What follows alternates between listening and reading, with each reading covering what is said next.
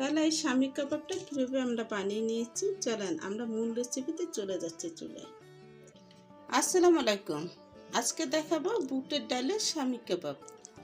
আর আমি মাংসটা এভাবে করে কেটে নিয়েছি, কারণ তা থেকে দ্রুত সিদ্ধ হয়ে যাবে। আর বুটের ডালটা আমি এটাকে সিদ্ধ করে রেখেছি ভোজনে। আর ভোজনে রাখবেন আপনারা এরকম করে বাটিতে সিদ্ধ করে রাখলে সেটা সবচেয়ে ভালো হবে। এটা হলো ভোজনের ডাল, এটা হলো সিদ্ধ করা। তাহলে এটা দিয়ে আজকে এই ডালটা আর কি আমি মাংসটা কাবাব বানাবো। তা কাবাবের জন্য আমি এখানে সব কিছু নিয়ে নিচ্ছি, একসাথে সব কিছু দিয়ে দেবো। কারণ রোজা রমজানের দিনে সব কিছু একসাথে দিয়ে দেওয়া ভালো, কারণ এগুলো দিতে দিতে সময় যায়, অনেক লেট হয়ে যায়, তারপর বিভিন্ন কাজের সমস্যা হয়। তার জন্য আগে থেকে সব কিছু করা ভালো। তাই দিয়ে দিচ্ছি লবণ, হলুদ। লবণটা বুঝে শুনে দেবেন, কারণ ডাল এখানে ডালে কোনো লবণ নেই, ডাল লবণ ছাড়াই সিদ্ধ করা হয়েছে আর কি বন্ধুরা। তা আমি দিয়ে দিচ্ছি এখানে ধনে জিরার গুঁড়ো, আর দিয়ে দিচ্ছি মরিচের গুঁড়া,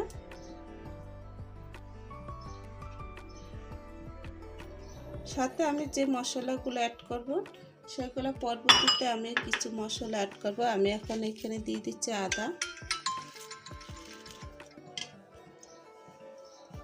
1 চা চামচ,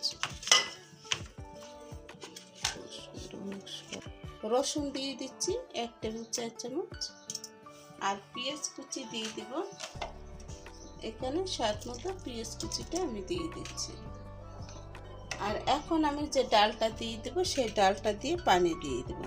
আর তো এখন পানি দিয়ে দিলাম, কারণ আপনার সিদ্ধ এই যে ডাল আস্তা বুটের ডাল দিয়ে আপনারা কেউ রেসিপিটা করেছেন কিনা জানি না, তবে আমি করে নিলাম, আপনাদের সাথে শেয়ার করে নিলাম। পানিটা দিয়েছি, এই পানির মধ্যে যদি আর পানি লাগে তার পরবর্তীতে আমি অ্যাড করবো, একটু সময় লাগে।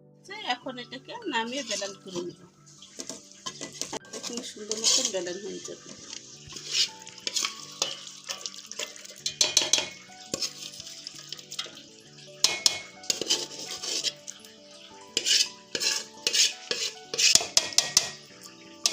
সবগুলো এভাবে করে নিয়ে ফেললাম। এখন এদের মধ্যে একটা ডিম দিয়ে দিব।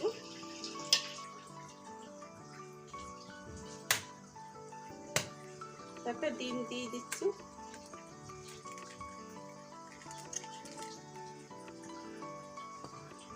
এখন একটু এটার মধ্যে চাট মশলা দিয়ে দিব। চাট মশলাটা দিলে এটা রেজাল্টটা খুব ভালো আসবে।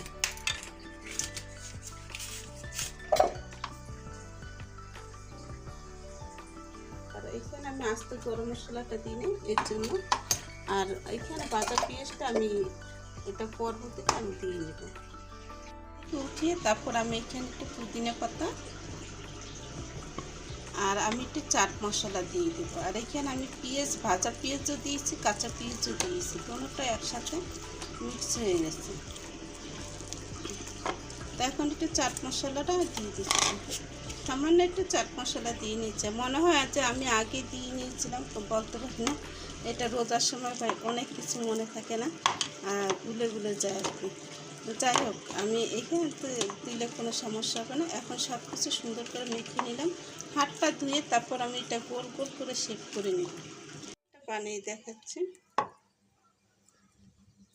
আমি হাতের মধ্যে যে নিলাম, নিয়ে হাতের মধ্যে একটু তেল বা দিয়ে একটু চাপ দিলে হয়ে যাবে আপনার একটা কাবাব।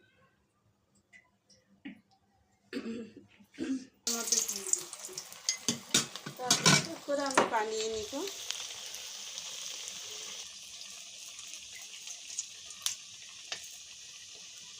দেখুন একটু বড় বড় করে এই কাবাবটা বানালে খুব সুন্দর হয়, কারণ বিফ শামি কাবাব এটা। তা একটু বড় বড় করে বানিয়ে নিলে খেতেও মজা লাগে, দেখতেও সুন্দর লাগে। বাচ্চারা তো আনন্দ সুরে খাবে, আর হাজব্যান্ডরা তারা পাগল হয়ে যাবে।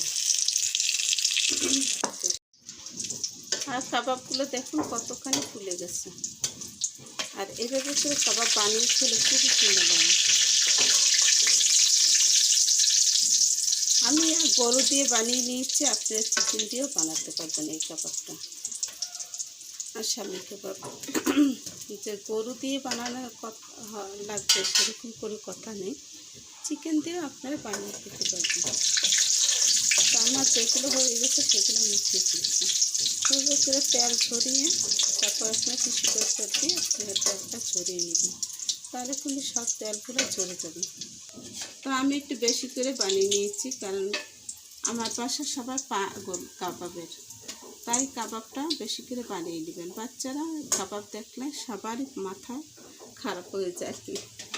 কাবাবটা এই রোজা রমজানের সময় কাবাবটা খেতে খুবই ভালো লাগে। আর এটার সাথে যদি আপনার নান রুটি বা তন্দুরি রুটি থাকে তাহলে তো আরও কথা নেই, সেটা তো আরও ভালো লাগে। তাই এইভাবে করে আমি বানিয়ে নিলাম।